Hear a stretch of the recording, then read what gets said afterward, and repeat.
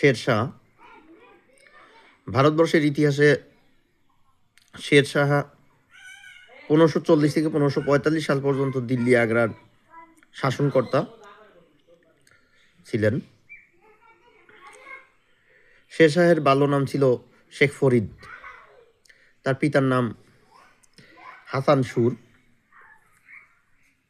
তার পিতামহ ইব্রাহিম সুর সুলতান বাহলুল লোদির রাজত্বকালে আফগানিস্তান থেকে জীবিকার সন্ধানে ভারতবর্ষে আসেন। 1472 খ্রিস্টাব্দে পাঞ্জাবে শেখ ফরিদের জন্ম হয়। তার পিতা হাসান সুর পিতামহ ইব্রাহিম সুরের মৃত্যুর পর জামাল খানের অধীনে বিহারের সাসারামের খাওয়াজপুরে জায়গির লাভ করেন, কিন্তু বিমাতা চক্রান্তে শেখ ফরিদ গৃহছাড়া হয়ে পড়েন। জৌনপুরে তিনি আরবি ও ফার্সি ভাষার উপর অসাধারণ পাণ্ডিত্য অর্জন করেন। জৌনপুরের শাসনকর্তা অনুরোধে তার পিতা হাসান সুর তাকে সাসারামের জায়গির নিয়োগ করেন। 1497 সাল থেকে 1818 সাল খ্রিস্টাব্দ পর্যন্ত তিনি দক্ষতার সাথে দায়িত্ব পালন করেন, কিন্তু বিমাতার চক্রান্তে তিনি গৃহত্যাগ করতে বাধ্য হন। 1522 খ্রিস্টাব্দে শাসনকর্তা বাহার খান লোহানির অধীনে চাকরি গ্রহণ করেন। পরবর্তীকালে মুঘল বাদশাহ জহিরুদ্দিন মোহাম্মদ বাবরের সহযোগিতায় সাসারামে জায়গির ফেরত পান। 1528 খ্রিস্টাব্দে বাহার খান লোহানির মৃত্যুর পর তার পুত্র জালাল খানের অভিভাবক নিযুক্ত হন। ইতিহাসে একই রকম নাম বারবার ঘুরিয়ে ফিরে আসে, যেমন এখানে বাহার খান লোহানির পুত্র জালাল খান, জালালউদ্দিন মাহমুদ শাহ যিনি দিনাজপুরের ভাতুরিয়ার জমিদার রাজা গণেশের পুত্র যদু। মুঘল বাদশাহ সম্রাট আকবরের নাম ছিল জালালউদ্দিন মোহাম্মদ আকবর। ইতিহাসের পাঠের সবচেয়ে গুরুত্বপূর্ণ তিনটে বিষয় হলো স্থান, কাল, পাত্র। কোন স্থান, কোন সময় বা কাল এবং কোন ব্যক্তির ইতিহাস বলা হচ্ছে তার উপর নির্ভর করে ইতিহাসের শিক্ষা। যাই হোক, 1530 খ্রিস্টাব্দে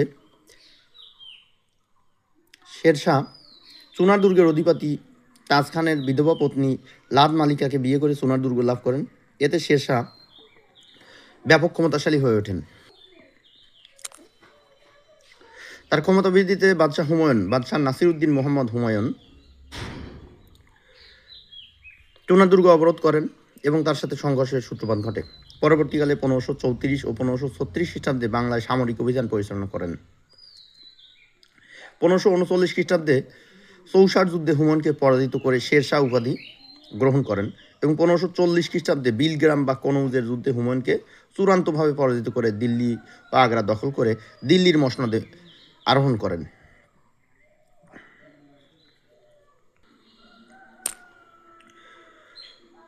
বাদশাহ হুমায়ুনের পরাজয় ও পলায়নের পর শেরশাহ বঙ্গ, তৎকালীন বাংলা অঞ্চল, বিহার, জৌনপুর, দিল্লি ও আগ্রার অধিপতি হন। 1541 খ্রিস্টাব্দে শেরশাহ বঙ্গের শাসনকর্তা খিদির খানে বিদ্রোহ দমন করেন এবং বঙ্গের কর্তার পদ লোপ করেন। তার পরিবর্তে তিনি প্রদেশটিকে 19টি সরকারে বিভক্ত করেন।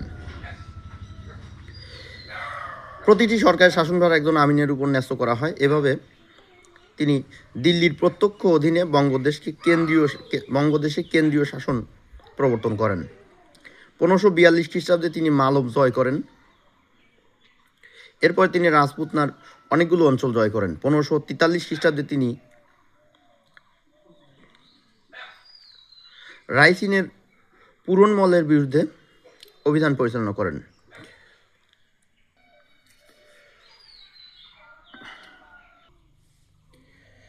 এখানে ভারতবর্ষের একটি মানচিত্র দেওয়া আছে, শেরশাহের রাজত্বকাল। এই মানচিত্রটা সম্ভবত 1545 খ্রিস্টাব্দের। এখানে দাগ কাটা অংশগুলো শেরশাহের সাম্রাজ্যের সীমানা। এখানে আছে কাবুল, বর্তমান আফগানিস্তানে অবস্থিত, কান্দাহার আফগানিস্তানের অংশ, পেশোয়ার এটা পাকিস্তান, মুলতান, লাহোর, সিন্ধু এই সবগুলোই পাকিস্তানের অন্তর্গত, আর দিল্লি, আগ্রা এগুলো ভারতের অংশ। এখানে কাশ্মীরের এক অংশ পাকিস্তানে, এক অংশ ভারতের, আর কাশ্মীরের আর এক অংশ চীনের অধীনে আছে। অর্থাৎ কাশ্মীর অংশটা মূলত 3 ভাগে বিভক্ত আছে।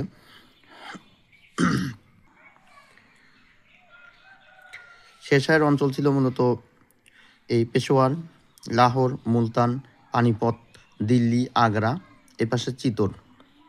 এখানে মালব, কালিঞ্জর, কনৌজ, পাটনা, বারাণসী, বিহার, গৌড়, বঙ্গদেশ, হুগলি। এই পাশে আছে বর্তমান বাংলাদেশের চট্টগ্রাম। এই অঞ্চলটা শেরশাহের অধীনস্থ ছিল না। এই পাশে আছে আসাম অঞ্চল, এখানে আছে তিব্বত। আর এই পাশে ভারতবর্ষের বর্তমান ভারতের বিভিন্ন অংশ যেমন উড়িষ্যা, গন্ডোয়ানা, খানদেশ এগুলো জয় করতে সক্ষম হন নাই। এগুলো পরবর্তীকালে মুঘল সাম্রাজ্যের অধিভুক্ত হয়েছিল আর কি। এখানে একটা চিত্র দেওয়া আছে শেরশাহের গ্র্যান্ড ট্রাঙ্ক রোড। এটা মূলত বাংলাদেশের সোনারগাঁ অর্থাৎ ঢাকা থেকে শুরু হয়ে ঢাকার সোনারগাঁ থেকে আগ্রা হয়ে সিন্ধু নদ পর্যন্ত বিস্তৃত। এর দৈর্ঘ্য মোটামুটিভাবে 1500 মাইল। একে বলা হতো সড়ক-ই আজম, অর্থাৎ সবচেয়ে বড় রাস্তা।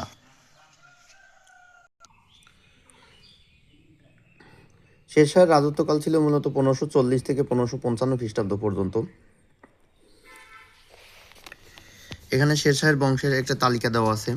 প্রথমে হলো সুর বংশ 1540 থেকে 1555 খ্রিস্টাব্দ পর্যন্ত। এখানে ইব্রাহিম সুরের পুত্র দুইজন পুত্র, একজন হাসান সুর আর একজন গাজী সুর। হাসান সুর থেকে হলো শেখ ফরিদ বা শেরশাহ 1540 থেকে 1545। আর এখানে নিজাম খাঁর পুত্র ছিল আদিল শাহ ইতিহাসে খুব গুরুত্বপূর্ণ। 1555 থেকে 1556 খ্রিস্টাব্দ পর্যন্ত এই আদিল শাহের হিন্দু সেনাপতি মতান্তরে প্রধানমন্ত্রী ছিল হিমু। ইনি ছিল একজন হিন্দুত্ববাদী, বলা চলে ইতিহাসবিদরা তাকে বিশ্বাসঘাতক বলে অভিহিত করেন, কারণ তিনি আদিল শাহের অধীনে থাকলেও বিশ্বাসঘাতকতার মাধ্যমে তিনি দিল্লি, আগ্রা দখল করতে চাইছিলেন এবং সেখানে হিন্দুত্ববাদী ব্রাহ্মণ্যবাদী শাসন ব্যবস্থা কায়েম করতে চাইছিলেন। শেরশাহের নিজের পুত্র ছিল ইসলাম শাহ, ডাকনাম ছিল সেলিম, তার পুত্র ফিরোজ শাহ। আর এখানে গাজী শাহ বা গাজী সুরের পুত্রের নাম ছিল ইব্রাহিম।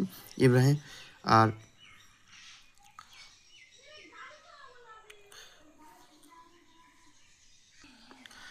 এই ইব্রাহিম সুরের আরও একজন পুত্র ছিল আহমদ খাঁ। অর্থাৎ ইব্রাহিম সুরের 3জন পুত্র ছিল হাসান সুর, গাজী সুর এবং আহমদ সুর।